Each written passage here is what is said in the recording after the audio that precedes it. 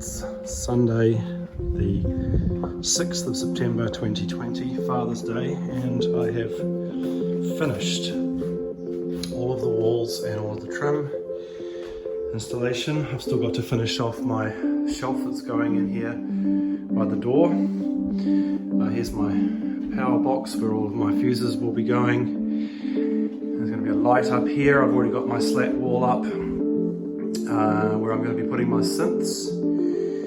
It's possibly a little bit too close to my workstation area here because I would normally be putting up an absorption panel here, but I might have to improvise around that.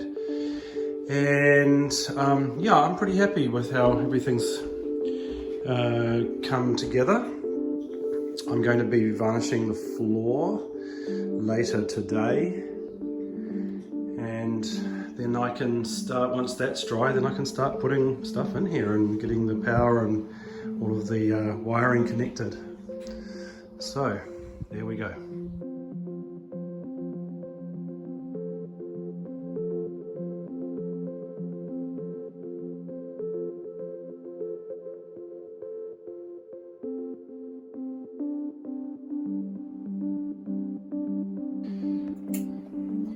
I have the man, Brad Morgan, here doing my network and audio installations at the moment.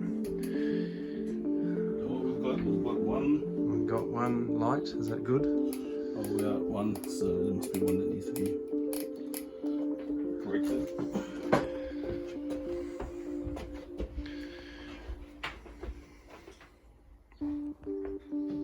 So network and jack on.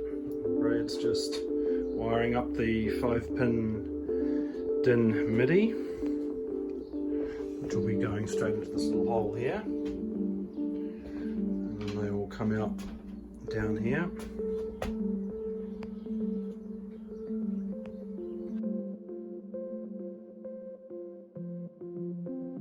So the second to last piece of the puzzle is my lovely old Knight Pianet has been moved in.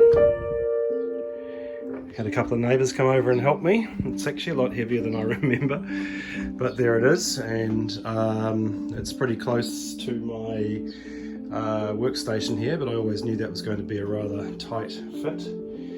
But yeah, so I'm getting very, very close. I'll be putting my absorption panels up very shortly, once I've got my station set up here with my monitors, and then I'll be good to go.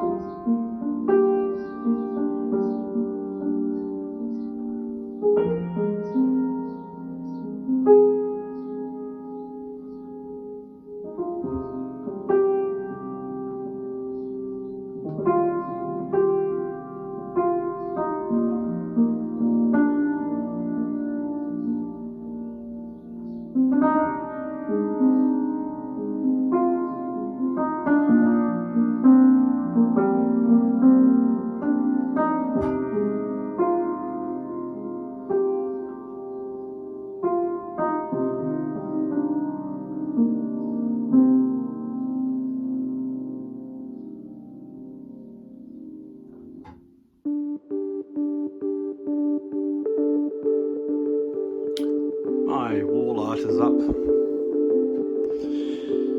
My storage area is pretty packed. My absorption panels are also up, as is my base trapping. I have a slight dilemma with where this one here should probably be over in this back corner, but I've got a lot of diffusion happening over in that area anyway, so I just thought I'd stick it above the door.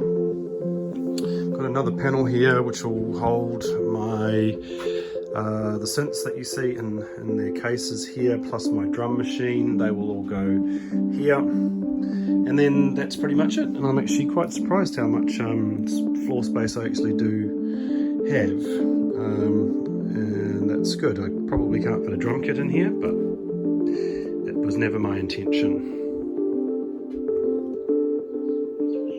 my absorption panels, made them myself out of pine, and these are just very solid acoustic insulation panels.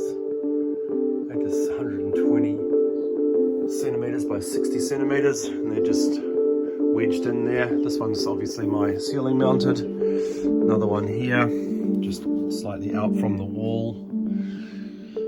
They maybe cost probably maybe $100 worth of stuff to make those three.